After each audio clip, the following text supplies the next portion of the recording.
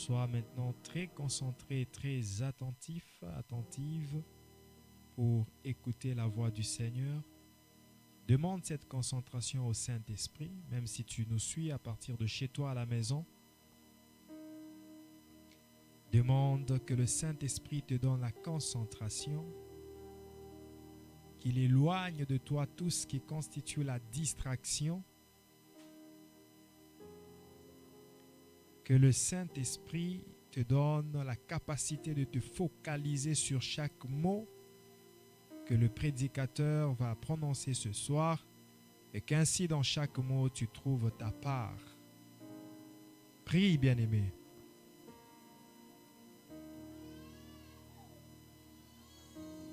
Ne sois pas déjà distrait, même pendant que tu demandes au Saint-Esprit de te concentrer, mais c'est à toi d'abord d'être disposé, concentré déjà dans tes pensées, lui montrer que tu as soif d'écouter sa parole.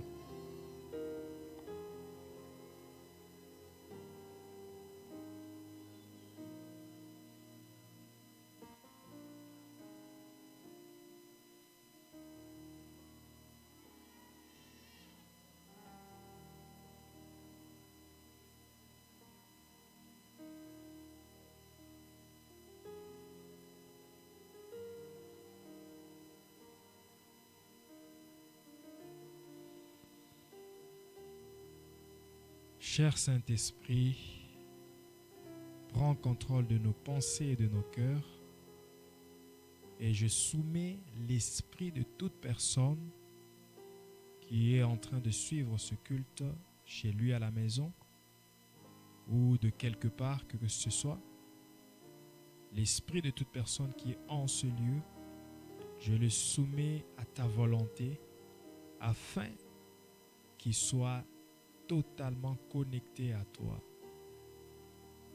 qu'il ne soit sujet à aucune distraction, aucune divagation de pensée, mais qu'il soit plutôt sujet à ta volonté et à ta voix qui se fera résonner, qui se fera entendre au travers de ma petite voix.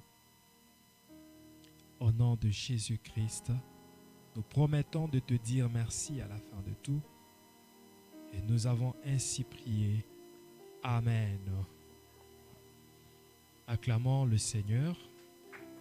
Qu'on m'augmente un peu mon volume pour que j'aie un retour de ma voix. Ça me permettra de ne pas forcer ma voix.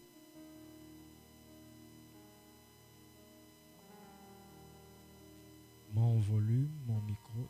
Non. Tout se fait au mixeur. Il n'y a rien qui se fait en dehors du mixeur. Parce que souvent tu le fais comme ça.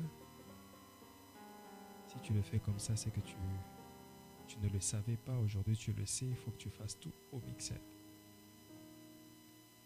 Localise c'est quel canal et puis augmente. Ce sera entre 7 et 8.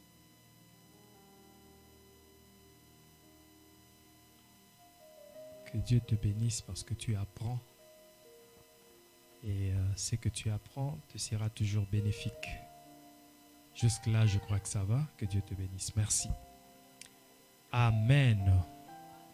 Ce soir, d'abord, je vous salue. Est-ce que je vous ai salué? Je vous salue au nom de Jésus. Recevez la paix du Seigneur là où vous êtes. Recevez la paix du Seigneur sur le siège où vous êtes assis. Vous êtes assise. Recevez la paix du Seigneur dans vos maisons aussi. Recevez la présence de Dieu. Nous sommes en train de parler du partenariat avec Dieu. Nous avons au mois de septembre parlé du partenariat financier. Et au mois d'octobre, nous nous sommes dit de parler du partenariat spirituel qui a deux volets. L'intercession dont nous parlons maintenant et l'évangélisation dont nous parlerons dans les jours qui viennent. Le dimanche, nous avons montré comment un intercesseur est un bâtisseur des vies des autres. Nous avons essayé de montrer le rôle de l'intercesseur et comment est-ce qu'il doit l'exercer. Et ce soir, nous allons aussi, pour faire suite à cet enseignement, nous allons parler des bénéfices de l'intercession. Les bénéfices de l'intercession. Vous savez, bien-aimés, lorsqu'on fait quelque chose sans savoir qu'est-ce que cela va produire, il serait facile de le faire avec beaucoup de négligence et peut-être de se lâcher, de se relâcher, d'abandonner, de pratiquer cette chose. Mais lorsque nous savons les avantages, les résultats que produira ce que nous sommes en train de faire, nous le ferons avec beaucoup de motivation parce qu'au moins nous savons que nous ne travaillons pas en vain. Il en est de même de l'intercession. Beaucoup ont abandonné l'intercession parce qu'ils ne savent pas qu'il y a des bénéfices, qu'il y a des avantages pour toute personne qui intercède. Ils ne savent pas qu'il y a des bénéfices, des avantages pour l'intercession. À chaque fois qu'une prière d'intercession est adressée à Dieu, elle va aussi provoquer les avantages, les bénéfices que Dieu réserve pour la prière d'intercession. Ces bénéfices, ces avantages sont aussi, en quelque sorte, ou parfois, ce sont des récompenses pour celui qui intercède. Ce n'est pas seulement l'avantage de la prière d'intercession en tant que telle, mais parfois aussi ce sont des récompenses pour la personne qui intercède. C'est-à-dire, lorsque tu intercèdes, ne crois pas que tu es en train de travailler en vain. Il y a une récompense qui t'attend. Il y a une récompense qui t'est réservée.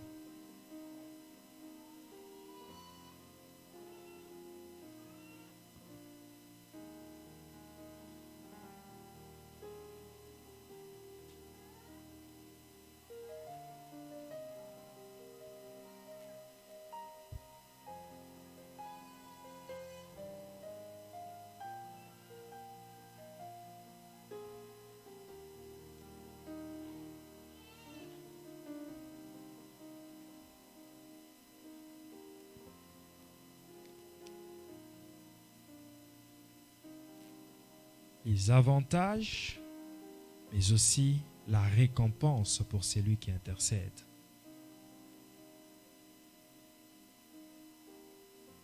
Les avantages, mais aussi la récompense pour celui qui intercède. La Bible nous dit, l'ouvrier mérite son salaire. Dieu ne nous fait jamais travailler en vain. Dieu est un bon payeur. Lorsqu'il nous demande de nous sanctifier, il y a une couronne de gloire qui nous attend après la sanctification. Lorsqu'il nous demande de prier, il nous réserve une couronne de gloire, une couronne d'exaucement à l'issue de notre prière.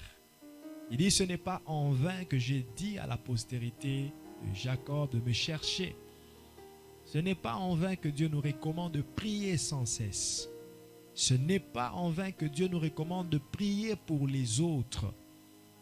Il y a une couronne, il y a un bénéfice, il y a des avantages que Dieu réserve pour toute personne qui prie, mais aussi pour la prière elle-même.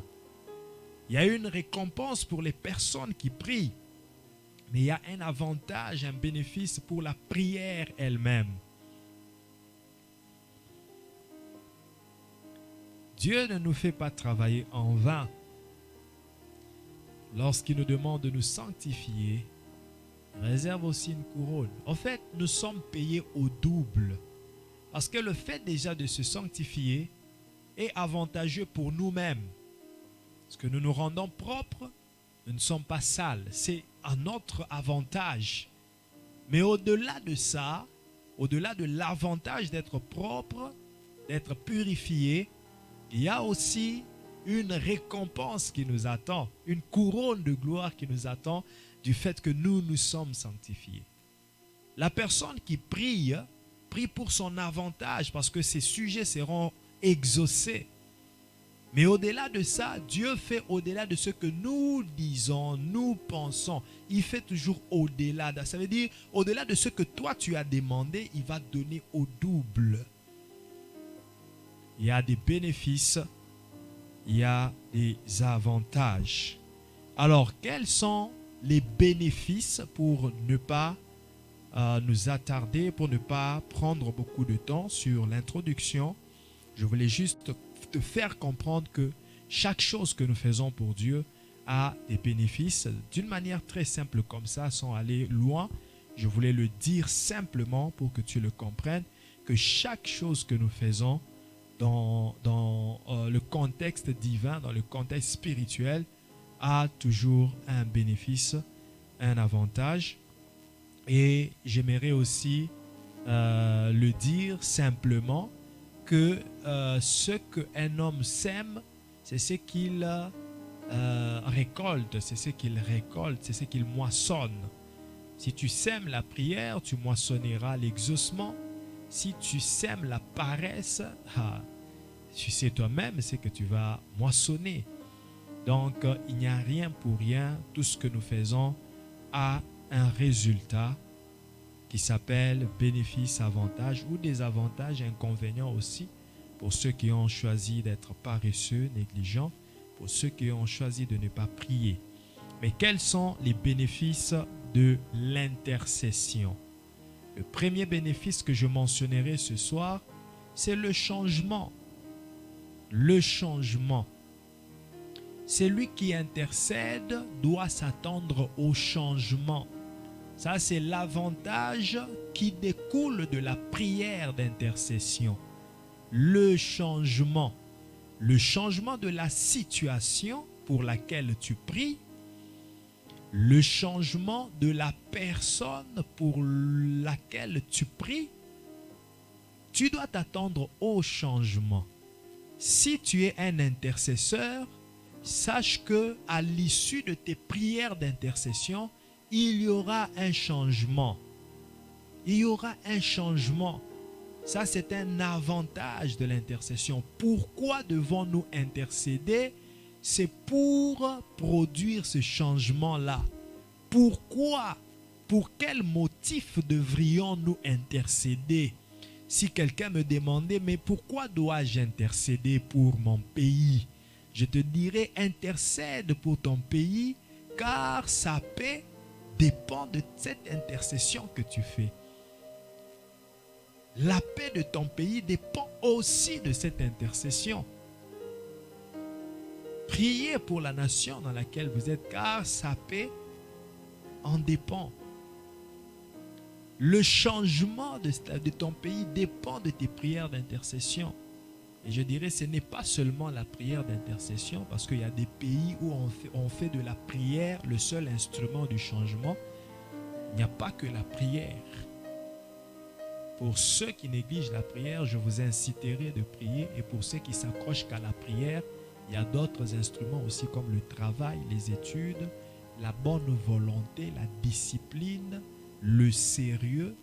Tout ça, ça entre en jeu pour apporter le changement. Mais ce soir, j'aimerais seulement dire à quelqu'un que la prière d'intercession est aussi un facteur du changement.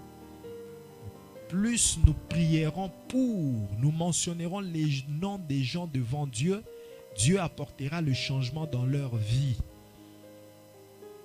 Une femme qui se plaint pour son mari peut voir le changement de son mari à travers sa prière d'intercession. Un très grand avantage de la prière d'intercession, le changement. J'ai beau parler, j'ai donné des conseils, je me suis fâché, je lui ai montré que je suis mécontent, mais il ne change pas. Prie pour lui. Intercède comme tu ne l'as jamais fait et tu verras qu'il y a un bénéfice. il y a un bénéfice à l'issue de ta prière d'intercession. Cette personne commencera à changer. Cette situation commencera à changer. Parce qu'intercéder, c'est prier en faveur d'eux. Lorsque tu pries en faveur d'une personne qui est dans une situation de peine, sache que sa situation commencera à changer. Si tu pries pour un célibataire, son état changera un jour.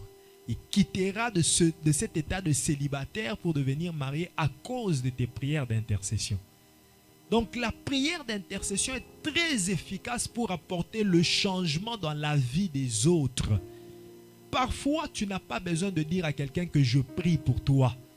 Mais tu te mets seulement à prier et tu ne sais pas combien de dégâts Dieu est en train d'épargner, d'écarter du chemin de cette personne-là. Tu ne sais pas combien cette personne est en train de changer, comme je le disais le dimanche. Nous tous qui sommes convertis aujourd'hui, c'est parce qu'il y a des gens qui ont prié pour nous. Parfois, ce sont nos parents. Ils donnaient des conseils, ils frappaient, ils faisaient tout, on ne changeait pas. Et puis il s'est dit, je vais prier seulement. Là où ma parole n'a pu rien faire, là où mes conseils n'ont pu rien faire, je vais prier pour mon enfant. Et voilà l'enfant qui change. Le changement, que ce soit pour les situations, que ce soit pour les états, que ce soit pour les personnes, ils peuvent changer à travers nos prières d'intercession. Je donnerai Proverbe chapitre 21, verset 1 qui dit « Le cœur du roi est un courant d'eau entre la main de l'Éternel. Il l'incline partout où il veut. » Le cœur du roi, le cœur de la reine que tu es, le cœur du roi que tu es, le cœur de toute personne qui est sur une position d'autorité, sur une position de résistance, sur une position d'affirmation.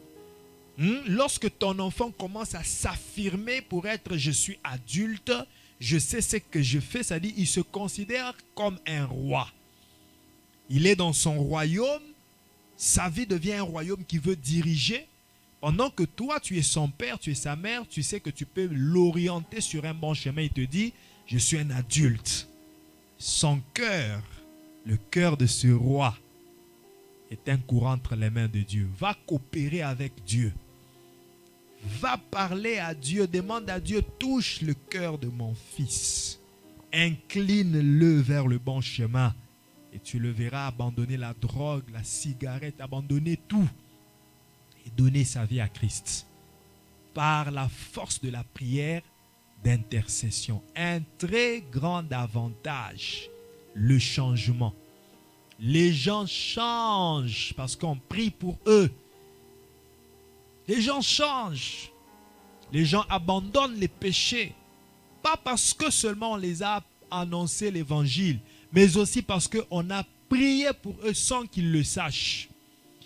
Fais cet exercice de prendre le nom d'une personne que tu as prêché, annoncé l'évangile, n'a jamais cru. Il doute, il te fuit. Prends son nom pendant un mois. Chaque jour, tu mentionnes son nom devant Dieu. 1 mois, 2 mois, 3 mois. Si c'est son temps, tu le verras changer. Tu seras étonné de voir que par tes prières, même si ce n'est pas toi qui vas annoncer l'évangile, mais parce que tu as prié comme un héros dans l'ombre, tu le verras changer, se convertir. Deuxième bénéfice de la prière d'intercession, c'est que la prière d'intercession apporte la délivrance. La délivrance. Mais pourquoi devrais-je prier pour les autres? Mais pour qu'ils soient délivrés. Ah oui, c'est vraiment vrai que ma prière d'intercession, le fait que je prie pour lui, il sera délivré. Oui, tu n'as pas besoin seulement de l'imposer les mains, de commencer à faire des prières d'autorité sur lui. Même chez toi à la maison, tu pries pour quelqu'un qui est captif. qui est prisonnier des avortements, de l'impudicité, prisonnier des drogues, prisonnier du péché, prisonnier addict des films pornographiques, addict du mensonge, il est prisonnier quelque part. Peut-être tu n'as pas prié directement, physiquement pour lui. Tu pries chez toi à la maison et Dieu le délivre d'une manière ou d'une autre, par une situation quelconque. Et il se retrouve dans un état où il ne doit que donner sa vie à Christ. Mais qui a prié? C'est toi l'intercesseur. Les intercesseurs sont souvent les héros dans l'ombre. Ils n'ont pas besoin toujours de se faire voir et de proclamer que nous prions pour les gens. Non. Va dans les coulisses. Va dans le secret. C'est là que tu dois prier pour les gens. Mentionner leur nom afin que ces gens soient délivrés. Nous voyons dans la Bible Pierre qui était prisonnier. On a enfermé Pierre, on l'a amené dans une prison. Mais la Bible nous dit, l'Église ne cessait d'adresser à Dieu des instantes prières. Je suis dans Actes chapitre 12. Actes chapitre 12, vous pouvez lire le verset 5. L'Église ne cessait d'adresser à Dieu. Ça veut dire, l'Église intercédait pour Pierre qui était captif. L'Église intercédait pour Pierre qui était prisonnier. Combien de prisonniers avons-nous aujourd'hui? Tu le vois se promener sur les rues. Tu le vois monter dans le bus. Tu le vois s'amuser avec les amis. Tu crois qu'il est libre et pourtant il est prisonnier. Il est prisonnier du péché. Il se promène dans une prison du péché. Il est prisonnier de la masturbation. Prisonnier de la masturbation. Toutes les femmes qu'il voit sur la rue ne lui disent rien. Il n'a aucun courage d'approcher une fille. Mais il va acheter les sex toys pour se masturber avec dans la chambre. Tous les hommes ne lui disent rien. Il va aller acheter des sex toys pour se masturber avec. Elle va. Parce qu'il y a aussi des femmes qui se masturbent. Prisonniers. Mais si nous ne prions pas pour eux, ils ne seront pas délivrés de la masturbation. Ils ne seront pas délivrés de l'impudicité. Ils ne seront pas délivrés des prisons dans lesquelles ils sont en train de se promener. C'est ça l'efficacité de la prière d'intercession. C'est ça l'importance, c'est ça les avantages. Pourquoi est-ce que c'est avantageux? Parce que nous ne voulons pas voir des gens être prisonniers du diable. Oh, mais qui me dira qu'il est content de voir que son prochain est prisonnier du diable? Donc tu n'as pas l'amour en toi. Tu n'es pas un enfant de Dieu. Pour tout enfant de Dieu, chaque enfant de Dieu qui a l'amour en lui ne voudra pas voir son prochain être prisonnier du diable. Moi, je n'aimerais pas voir quelqu'un être prisonnier du diable, être lié par un esprit de colère, être lié par un esprit de haine. Lui là, je ne l'aime pas, je ne lui parle pas. Moi, je vais prier pour que tu sois libéré de cette haine, délivré. Nous devons prier pour que les gens soient délivrés des sentiments négatifs. La jalousie, la haine, ce sont des prisons. Ce sont des prisons. Et l'Église doit prier pour que les gens ne soient pas prisonniers.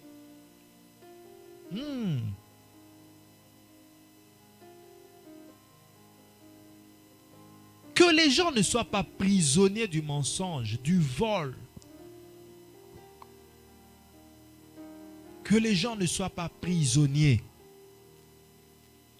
Bien-aimés, c'est un aussi grand avantage de l'intercession. Lorsque l'Église intercède, il y aura moins de prisonniers, il y aura beaucoup de délivrance. Il y a aussi ceux qui sont prisonniers des maladies. Mais par notre prière d'intercession, les gens sont guéris ça et là. Les gens sont guéris dans des hôpitaux. Les gens sont guéris quand ils viennent à l'église. Parce que les intercesseurs se sont levés. Ils ont prié. Il y a de cela 2 semaines, le Seigneur me disait, il te faut maintenant une équipe d'intercession. Une équipe qui accompagne tes services parce que je vais commencer à faire des grands miracles avec toi. Des grandes guérisons. Bien-aimé, pour que Dieu fasse les miracles, est-ce qu'il ne peut pas le faire directement comme ça? Si je prie ça, il le fait. Mais pourquoi il me recommande d'avoir une équipe d'intercession? Il est Dieu, il sait pourquoi. Et moi, je lui ai retourné la question, mais Seigneur, qui?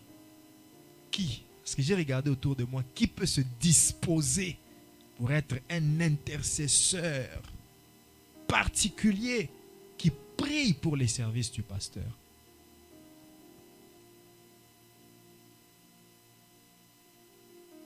Bien-aimés, ne négligeons pas l'intercession individuelle dans nos maisons et collective même à l'église. Parce que l'intercession, la prière des intercesseurs, elle provoque des miracles. Lorsque le pasteur se tiendra pour commencer à faire le service va couler facilement. Parce qu'il y a une équipe de gens qui ont placé la chaudière, qui ont allumé le feu. Et voilà les guérisons, voilà les délivrances, voilà les aveugles qui voient, voilà les résurrections, voilà les miracles qui se produisent en cascade. Pourquoi? L'avantage de l'intercession. Troisième bénéfice, troisième avantage, la restauration de l'intercesseur lui-même. Ça, je dirais que c'est une récompense que Dieu accorde à celui qui prie pour les autres. Ce n'est pas seulement un avantage de la prière d'intercession elle-même, mais c'est une récompense, un salaire, une motivation pour la personne qui intercède. Parce que les intercesseurs, parfois, ils se disent, mais j'intercède, je prie pour les autres, qu'est-ce que moi je gagne? Tu as quelque chose à gagner. Tu as quelque chose à gagner. La Bible dit dans Proverbe 11, verset 25, celui qui arrose sera lui-même arrosé. L'arroseur sera lui-même arrosé. Lorsque tu pries pour les autres, tu es en train d'arroser leur vie. Sache que Dieu va aussi arroser ta vie. Est-ce que je parle à quelqu'un? Dieu va arroser ta vie. L'âme bienfaisante sera rassasiée. Et celui qui arrose sera lui-même arrosé. Celui qui arrose sera lui-même arrosé. Lorsque tu pries pour les autres, tu arroses leur vie. Comme je disais dimanche, tu bâtis les vies des autres, brique par brique, pour que la maison soit bien faite. Tu crois que toi, Dieu va t'abandonner? Non. Dieu ne va pas t'abandonner, il va te bénir. Ne néglige pas de prier pour les autres. Tu auras ta récompense. Dans Galates, il dit, ne nous lassons pas de faire du bien. Intercéder, c'est faire du bien. Ce n'est pas faire du mal aux autres. Lorsque tu plaides la cause des autres devant Dieu, et tu fais du bien, il n'y a rien de mal en ça. Le mal, c'est d'aller accuser les autres devant Dieu. Comme le diable accusait Job. Comme le diable, c'est l'accusateur des frères. Ça, c'est le mal. Mais c'est lui qui plaide la cause des autres, qui prie pour que les autres se marient, qui prie pour que les autres se convertissent, qui prie pour que les autres soient guéris. Il est en train de faire une bonne œuvre. Ne nous lassons pas de faire du bien, car nous moissonnerons au temps convenable. Ô cher intercesseur, chère intercesseuse, j'aimerais dire qu'il y a un temps convenable pour toi. Oui, il y a un temps convenable, un temps de moisson, un temps où toi aussi tu seras arrosé et tu te rendras compte que tout le travail d'intercession que tu as fait n'était pas un travail en vain. Ça produit du résultat dans la vie des autres, mais aussi dans ta vie propre. la restauration. Voyons dans le livre de Job. Job chapitre Job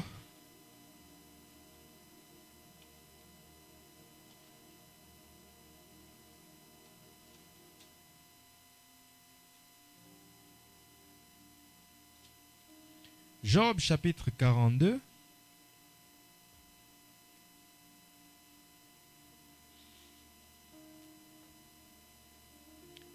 Au verset 10. Job 42, verset 10, la Bible dit: L'Éternel rétablit Job dans son premier état, la restauration. L'Éternel rétablit Job dans son premier état, dans son état de bonne santé, dans son état de richesse, dans son état d'élévation, dans son état de gloire. L'Éternel le rétablit. Mais pourquoi? La deuxième phrase nous le dit. Pourquoi est-ce que l'Éternel rétablit Job? Il dit: quand Job eut prié pour ses amis.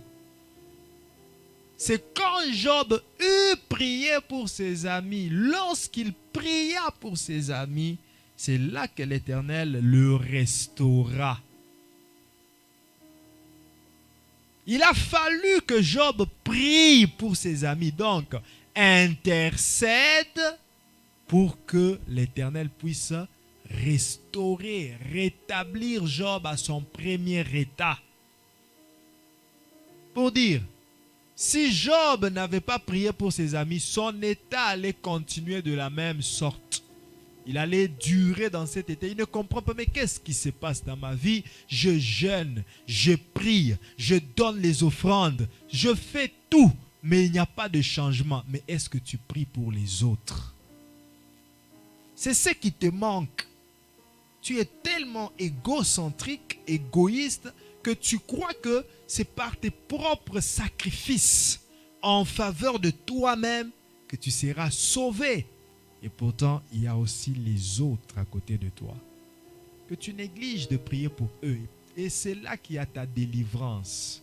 C'est là qu'il y a ta restauration. Lorsque tu auras prié pour les autres qui sont dans le même cas que toi. Tu es stérile, tu te dis, j'arrête de prier pour moi-même, j'ai prié pour les autres stériles. Toutes les stériles que je connais, Seigneur, donne un enfant à maman Fidéline, donne un enfant à maman Christophine, donne un enfant à maman Sylviguine, donne un enfant à maman Bédéline, Tu commences à mentionner le nom des gens sans mentionner le tien. Tu seras surprise, maman, de voir que Dieu t'accorde à toi un enfant avant d'accorder à tous ceux que tu as mentionnés. Et à l'issue, après cela, il l'accorde aussi à toutes que tu as mentionnées parce que tu as prié pour elles. Pour être restauré, rétabli, Job devait prier pour ses amis. Est-ce que je suis en train d'enseigner quelqu'un? Non, je me laisse savoir, est-ce que je suis en train de t'enseigner quelque chose? Parce que je ne tiens pas un discours qui vise à plaire à tes oreilles, qui vise à te donner certaines informations seulement, mais je tiens un discours qui doit t'amener à pratiquer ces choses.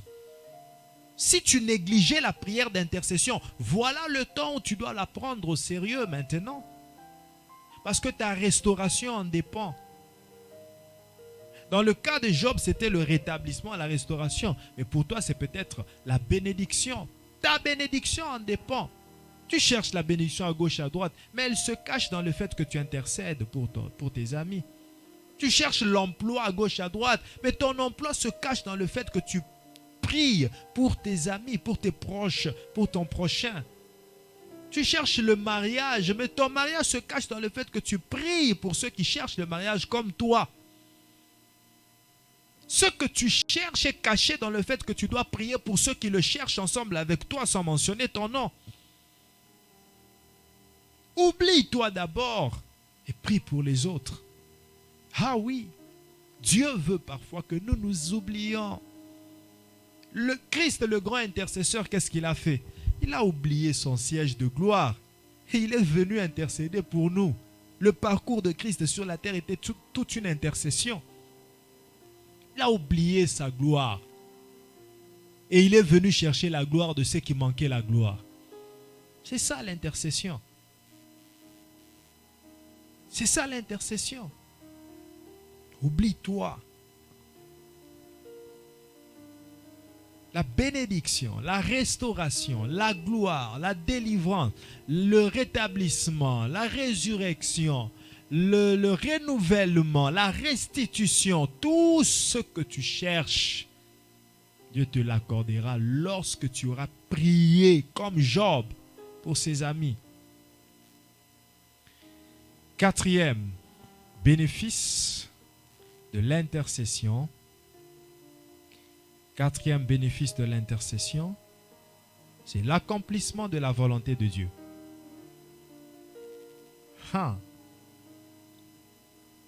Les bénéfices dont je parle, ce sont des raisons pour lesquelles nous devons intercéder. C'est quoi cette utilité que nous puissions intercéder? Est-ce que c'est utile vraiment que je puisse seulement intercéder? Oui, c'est très utile, très important, très bénéfique, très avantageux. Mais quels en sont les bénéfices? Le changement des autres. Est-ce que le changement n'est pas une chose utile? Le changement de nos situations, ce n'est pas une chose utile? Très utile. La délivrance. La délivrance des gens qui ont un mauvais témoignage, qui sont dans des prisons, c'est une chose très utile. La restauration de la personne elle-même qui prie pour les autres. Pendant qu'il prie pour les autres, il est célibataire. Il est pauvre, il n'a pas d'emploi, il est chômeur, mais il prie pour les autres. Attends-toi à une restauration, à une bénédiction. C'est utile. Ah oui, je nous montre l'utilité de l'intercession. Pourquoi cela est-il utile? Est-ce qu'il y a des avantages? Oui, il y a des avantages. Voilà les quelques-uns que nous sommes en train de citer. Donc, si tu négligeais la prière d'intercession, comprends aujourd'hui qu'elle a aussi des bénéfices, elle a des récompenses, elle a des avantages. Et cinquième avantage, l'accomplissement de la volonté de Dieu. Une chose très utile. L'accomplissement des promesses, l'accomplissement des prophéties. Parfois, il y a des prophéties qui durent longtemps, pas parce que Dieu veut que ça dure longtemps, mais parce que les gens ne sont pas prêts à recevoir l'accomplissement de cette prophétie. Les gens ne sont pas prêts. Tu veux que je te donne un exemple? La prophétie du retour du Seigneur Jésus-Christ. Est-ce que les gens sont prêts? Est-ce qu'aujourd'hui les gens sont prêts pour le retour du Christ? C'est tout ce qui fait que la prophétie puisse durer, parce que les gens, tout le monde n'est pas prêt. Est-ce que la bonne nouvelle est déjà arrivée jusqu'au coin très reculé? Est-ce que les gens ont reçu? Donc la prophétie en elle-même n'a pas un problème. Mais le problème, ce sont les gens qui doivent bénéficier de cette prophétie. Ils ne sont pas encore prêts. Donc il y a certaines prophéties, certaines promesses de Dieu qui tardent de s'accomplir. Pas parce que Dieu veut que ça tarde, mais seulement parce que les gens ne sont pas prêts.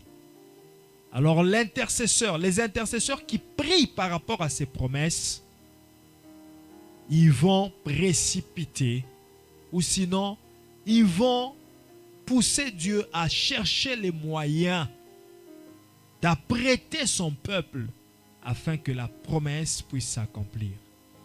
Je vais m'expliquer avec un texte de la Bible, parce que c'est une prophétie qui avait un temps fixé, comme toutes les autres qui ont toujours des temps fixés. Mais c'est une prophétie qui a beaucoup duré, aussi. La prophétie de la Vierge qui devait enfanter.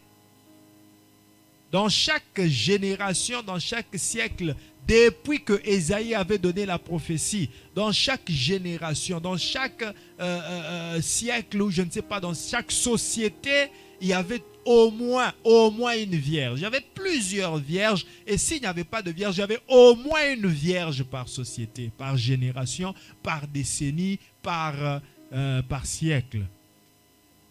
Mais pourquoi ce n'étaient pas toutes ces vierges-là? Il a fallu que, en un temps quelconque, une vierge du nom de Marie soit celle que Dieu choisit maintenant pour accomplir la prophétie d'Ésaïe. Lorsqu'Ésaïe avait donné la prophétie, le nom de la vierge n'était pas déterminé. Donc ça pouvait être Marie, ça pouvait aussi être Marthe, ça pouvait aussi être Sylvie, ça pouvait aussi être Fidéline, ça pouvait aussi être quelqu'un d'autre. Donc ce n'était pas dit que ce soit seulement Marie. Ce n'était pas dit. Il y a des prophéties qui n'attendent qu'une personne disposée. Une prophétie de Dieu lancée comme ça, elle n'attend qu'une personne disposée.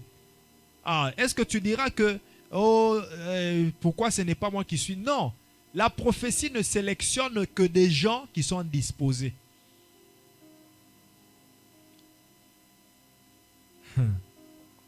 Alors, qu'est-ce qui se passe? Ce qui se passe, c'est que il y avait une femme qui était devenue veuve, c'est-à-dire son mari était mort, mais elle était prophétesse du nom de Anne, la prophétesse. Elle s'est donné un travail de prier pour cette prophétie-là, une intercession particulière pour que la prophétie s'accomplisse.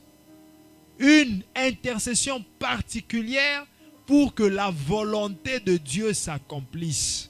Chers intercesseurs, chères intercesseuses, vous pouvez multiplier les sujets de prière, mais n'oubliez pas de toujours mentionner un sujet très capital, que la volonté de Dieu se fasse.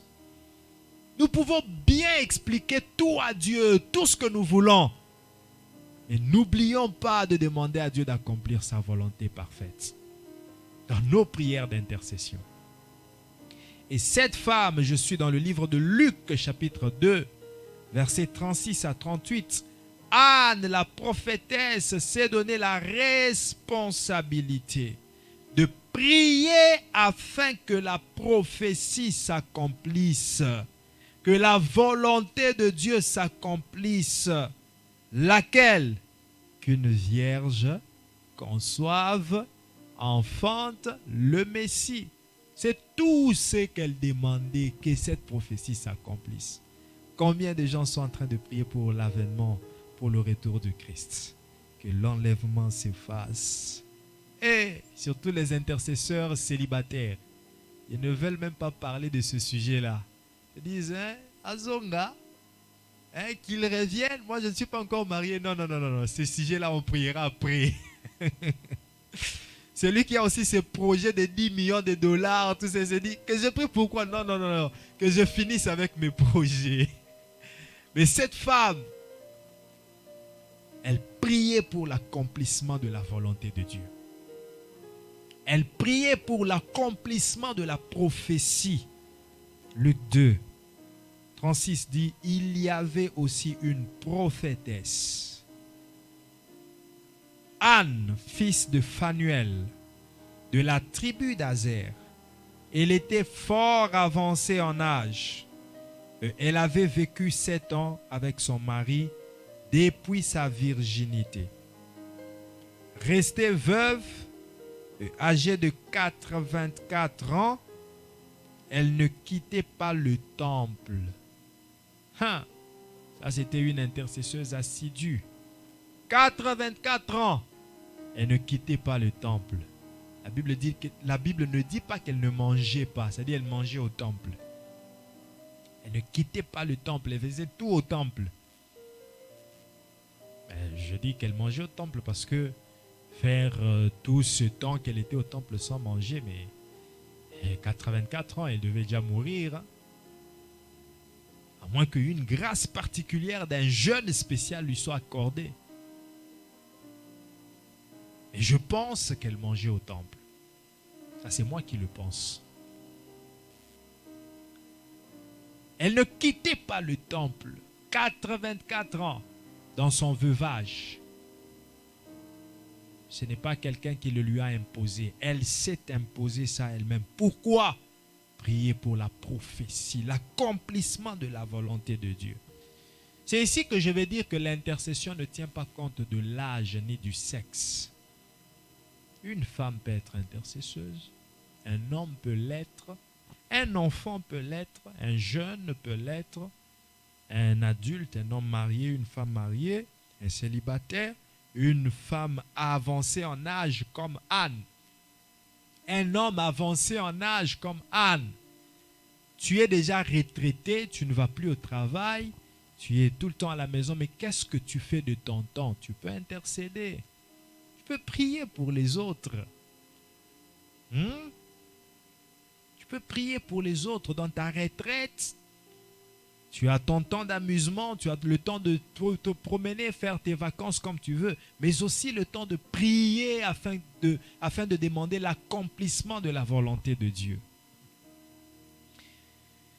Restée veuve et âgée de 84 ans, elle ne quittait pas le temple et elle servait Dieu nuit et jour dans le jeûne et dans la prière.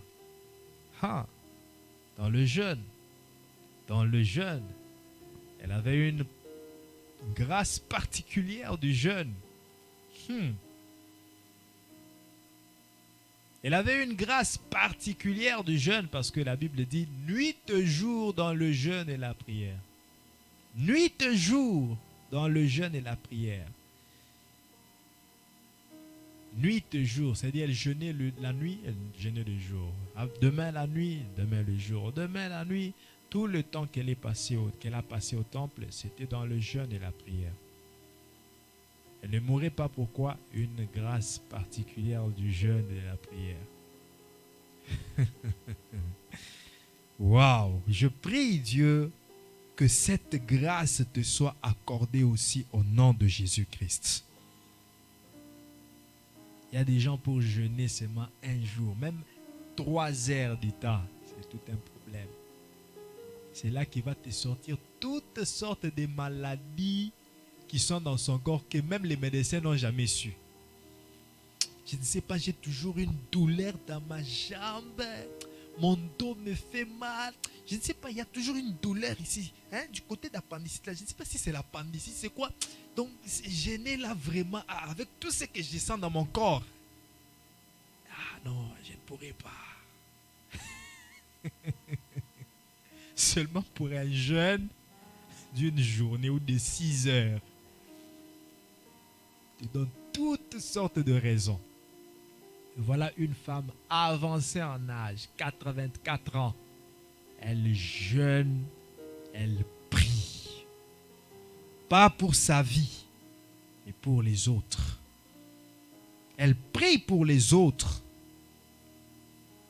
Étant arrivée, elle aussi, à cette même heure, elle louait Dieu, elle parlait de Jésus à tous ceux qui attendaient la délivrance de Jérusalem.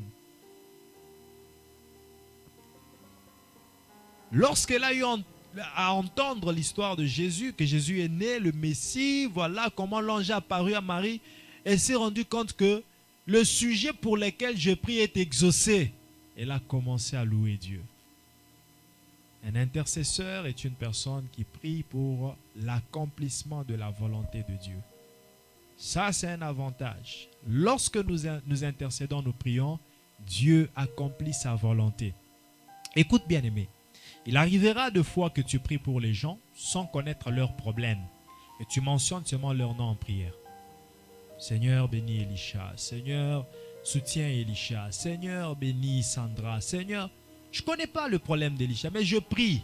Mais pendant que moi je mentionne son nom, Dieu va toucher son vrai problème et Dieu va exaucer son vrai problème. Oui. Moi, je n'ai pas mentionné le problème, Mais Dieu va toucher le vrai problème, exaucer le vrai problème pendant que moi je prie pour lui. Ça veut dire quoi? Dieu a accompli sa volonté dans la vie de la personne pour qui je prie sans que moi je ne sache c'était quoi le problème. Dieu accomplit sa volonté. Lorsque nous prions pour les autres, Dieu s'engage à accomplir sa volonté dans leur vie. Voilà pourquoi un intercesseur ne doit jamais manquer de dire « Seigneur, que ta volonté soit faite ». C'est une forte prière. Que ta volonté soit faite. Et pour terminer ce soir, un autre bénéfice, j'en ai déjà donné 4, le 5e, c'est que lorsque nous prions, l'avantage c'est quoi? Les autres sont épargnés de la destruction. Les gens pour qui nous prions sont épargnés de la destruction. Les nôtres, les gens de notre famille, de notre pays, de notre nation, les gens pour qui nous sommes en train de prier, ils sont épargnés de la destruction. Ézéchiel chapitre 22, verset 30. Ézéchiel 22, verset 30. Ézéchiel 22, verset 30. La Bible dit, « Je cherche parmi eux un homme qui élève un mur, qui se tienne à la brèche devant moi en faveur du pays, afin que je ne le détruise pas. » Mais je n'en trouve point. Je n'en trouve point. Je cherche des gens qui peuvent prier afin que la destruction n'entre pas dans ce pays. Afin que je ne détruise pas ce pays. Mais je ne vois personne qui prie pour le pays. Pour dire quoi? À chaque fois que nous adressons à Dieu une prière en faveur de telle personne, de tel pays, de telle famille, Dieu épargne cette famille de la destruction.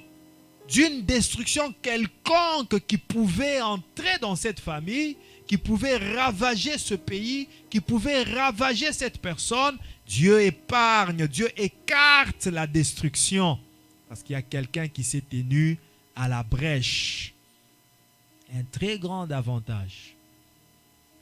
Est-ce que ce n'est pas vraiment, est-ce que ce n'est pas avantageux que l'autre ne soit pas détruit? Est-ce que cela n'est pas un avantage? C'est un très grand avantage. Que ma famille ne soit pas détruite, c'est un très grand avantage. Mais cet avantage vient d'où? Du fait que je prie pour ma famille.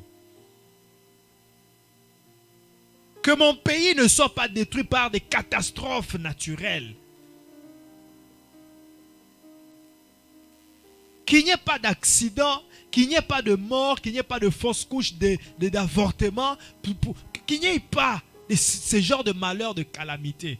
C'est très avantageux, c'est un avantage. Mais qui vient du fait que nous prions les uns pour les autres. C'est très avantageux de prier les uns pour les autres. Les familles pour les autres familles, les personnes pour d'autres personnes, les frères pour d'autres frères, les sœurs pour d'autres sœurs, les enfants de Dieu pour d'autres enfants de Dieu. Prions les uns pour les autres, je dirais même les églises locales pour d'autres églises locales. L'égoïsme dans les églises locales. C'est rare les églises locales qui prient pour les autres églises locales. Il y a une compétition pour le seul nom de Jésus que nous mentionnons tous. Mais quelle compétition! Quelle compétition! Pour le seul nom de Jésus que nous mentionnons tous, mais nous sommes compétitifs. Compétitifs. Non, pas eux, nous. Pas eux, nous. Pas eux, nous. Pourquoi seulement vous? Bien-aimés, il y a certaines choses qui sont vraiment basiques, fondamentales dans la vie chrétienne. Et je me suis rendu compte qu'il y a beaucoup de principes que même beaucoup d'hommes de Dieu ignorent. Ignorent comme ça, ignorent. il commence l'œuvre de Dieu, il commence comme ça, sans tenir compte de certains principes clés, importants, qui peuvent lui donner le succès dans l'œuvre qu'il est en train de faire.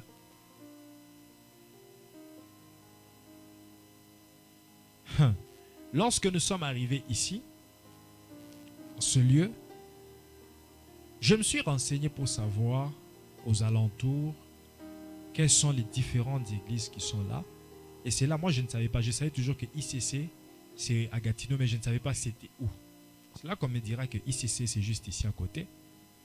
Et je me suis renseigné, j'ai vu que, excusez-moi d'utiliser le terme grande église, hein, c'est pas dans le sens mauvais, mais c'est quand même par rapport à la renommée. Hein, la renommée de l'ICC, c'est quand même une grande église. Par rapport à cette renommée-là, c'est la grande dans ce coin. Et il y a un principe spirituel, pas seulement du côté de Dieu, même de ce côté-là aussi, ils appliquent ce principe. Même les gens qui voyagent, demandez aux gens qui voyagent, qui vont dans des villages, même les missionnaires, les évangélistes, lorsqu'ils vont dans des villages, ils ne vont pas débarquer, commencer à prêcher comme ça sans rencontrer le chef du village. Il y a toujours des rencontres qui se font d'abord. On se présente, voilà, nous sommes venus faire l'œuvre de Dieu, tout ça. S'ils sont mécontents, ils vous le diront. Mais si Dieu veut que vous fassiez l'œuvre, malgré leur mécontentement, vous allez faire l'œuvre de Dieu. S'ils sont d'accord, vous allez aussi le savoir. Mais vous, quand même, vous vous êtes présenté. Vous avez obéi, vous avez respecté un principe qui est tout à fait normal. Lorsque nous sommes arrivés, lorsque je me suis rendu compte que c'est la plus grande, je suis allé pour rencontrer le pasteur qui dirige. La première fois, je ne l'ai pas trouvé. C'était pour me présenter et lui annoncer que voilà, nous venons aussi d'arriver. Nous sommes dans le coin. Nous allons servir Dieu. Les questions qu'on échange, qu'ils soient informés. Mais surtout pourquoi? C'est ça le principe. Le principe, c'est que ils sont dans le coin avant nous. Ils ont eu à livrer certains combats spirituels. Il y a des combats pour lesquels Dieu leur a déjà donné la victoire. Et ce sont les mêmes combats que nous aussi nous allons rencontrer une fois que nous arrivons. Mais une fois que je me connecte à eux, je me connecte aussi à la victoire que Dieu leur a déjà donnée dans le coin, dans la contrée, pour ne pas continuer à combattre le même combat pour la victoire, parce qu'il y a quelqu'un qui est arrivé qui a déjà la victoire. Connecte-toi seulement à la personne qui a la victoire. Toi aussi, tu bénéficies de la victoire. Et beaucoup de gens ne le savent pas. Toujours isolé, toujours égoïste, toujours non, c'est nous, toujours orgueil. Ça va t'amener où? À zéro, à rien du tout. Je suis allé, je l'ai rencontré, le pasteur Tony. Nous avons échangé nos coordonnées, nous nous sommes parlé. Et puis, je lui ai présenté l'offrande pour me connecter à cette victoire. Il a prié pour l'église, il a prié pour moi. Et c'est fini. Et voilà. Il y a des combats que je ne combattrai pas ici. Parce que je me suis connecté déjà à ceux qui ont déjà eu la victoire dans ces combats-là.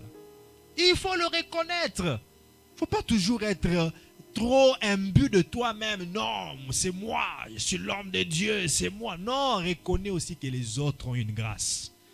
Tu arrives, présente-toi, échange, annonce. C'est ça. C'est ça l'œuvre de Dieu. C'est ça les principes. Et beaucoup de gens ignorent cela. Beaucoup de gens ignorent cela. Bien-aimés, c'est très important de reconnaître ces principes. Vous savez que celui qui prie pour les autres, il épargne les autres de la destruction. Abraham a prié pour Lot. Il est en train de discuter avec le Seigneur. Il lui dit, mais même s'il y a 5 personnes dans cette ville, est-ce que détruiras-tu toujours la ville? Il dira, mais s'il y a 5 justes, je laisserai la ville. Abraham, en fait, était en train d'intercéder afin que les justes qui étaient dans la ville ne soient pas détruits ensemble avec les méchants. Abraham était un intercesseur. Il a pu épargner la vie de son neveu Lot. Lot n'a pas été détruit ensemble avec les gens de Sodome et de Gomorrhe parce qu'Abraham avait intercédé pour lui. C'est ainsi que Dieu a dépêché son ange à les faire sortir Lot. Voyez les intercessions d'Abraham dans Genèse 14, verset 1 à 16 et Genèse 18, verset 23 à 33. Lisez ces deux passages, vous verrez qu'Abraham était un intercesseur. Et Moïse alors, Moïse, Dieu lui dit, ce peuple est un peuple au cou raide. Toi, je vais t'épargner avec ta famille, mais ce peuple, je vais le détruire. Moïse dit à Dieu, non, non, non, non. S'il faut détruire, détruis-nous tous. Et si tu ne me détruis pas, épargne aussi ce peuple. Il a épargné le peuple de la destruction par son intercession. À chaque fois que nous prions pour les autres, nous les épargnons de la destruction qui pouvait les atteindre. Esther, lorsque Mardoché l'a réveillée pour dire, mais attends, tu es maintenant à la royauté, tu oublies le peuple. Qu'est-ce qu'Esther a fait? Elle a convoqué un jeûne, une prière. Ils ont prié, elle de son côté avec ses servantes, Mardoché de son côté. Et c'est ainsi que le peuple juif a été épargné du plan de Haman. Bien-aimés, à chaque fois que nous prions pour les autres, nous les épargnons de la destruction. À chaque fois que tu pries pour ton mari, tu l'épargnes de la destruction. Tu pries pour ta femme, tu l'épargnes de la destruction. Tu pries pour tes enfants, tu les épargnes de la destruction. Tu pries pour ta famille, tu pries pour tes amis, tu pries pour ton pasteur, tu pries pour les membres de l'église, tu pries pour les chantres, tu pries pour les gens, tu les épargnes de la destruction. Et Jésus, le plus grand intercesseur, a prié pour Pierre. Il dit, Pierre, le diable était venu pour te cribler comme du froment, mais j'ai intercédé pour toi. J'ai prié pour toi. Toi aussi, quand tu seras affermi, fais de même. Fais de même, Pierre. Pour dire, Pierre, je t'ai épargné de la destruction. J'ai prié pour toi. J'ai prié pour toi. Inclinons nos têtes en prière. Nous allons seulement prier pour dire merci à Dieu par rapport à cette parole qu'il nous a annoncée. Et nous allons nous donner rendez-vous pour vendredi où nous aurons un moment de prière, d'intercession. Disons merci à Dieu, glorifions le Seigneur qui nous a parlé, qui nous a encore enseigné sur les avantages et bénéfices de l'intercession. Prions au nom puissant de Jésus-Christ. Merci, merci Seigneur. Merci tendre Père. Merci Dieu des armées, merci Dieu fidèle. Merci pour ta parole qui vient nous instruire, qui vient nous enseigner, nous édifier, qui vient faire tomber l'ignorance, la négligence. Père, je prie afin que beaucoup qui étaient négligents par rapport à l'intercession deviennent maintenant souples, assidus et à donner à l'intercession, qu'ils comprennent l'importance de l'intercession et les avantages qui en découlent, qui se mettent à intercéder pour être récompensés eux-mêmes.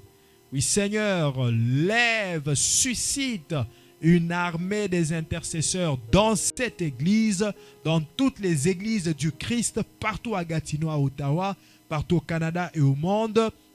Seigneur, suscite une armée des intercesseurs, des gens qui prient et qui ne se relâchent pas, les gens qui prient dans leur maison, qui prient dans des églises, afin que l'église ne soit pas détruite, afin que les enfants de Dieu ne soient pas détruits. Père, suscite une armée des intercesseurs qui ne veulent pas se faire voir, mais qui prient en coulisses pour que tu apportes le changement dans la vie des gens, la délivrance, que tu restaures les vies des autres.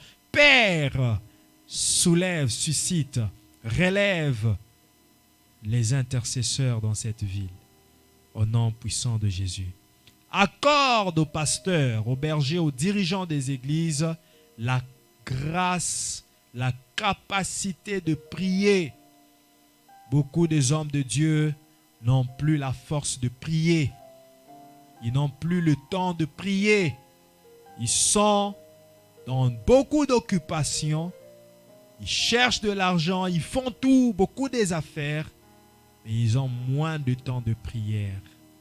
Seigneur, réveille, restaure la vie de prière dans le chef des hommes de Dieu, qui soit capable de jeûner individuellement, d'entrer en retraite individuellement, de prier individuellement, sans associer aucune personne, de prier et de se voir encore être utilisé puissamment par toi, Seigneur. Au nom de Jésus-Christ. Plaise à ton nom que tu accomplisses ce que nous n'avons pas mentionné, car tu fais au-delà de ce que nous pensons, nous rêvons, nous disons. Que ta volonté soit faite en tout et pour tout. Au nom de Jésus, nous avons ainsi prié. Nous bénissons les offrandes. Accepte-les de la main de toute personne qui te le donne d'un cœur sincère et ouvert.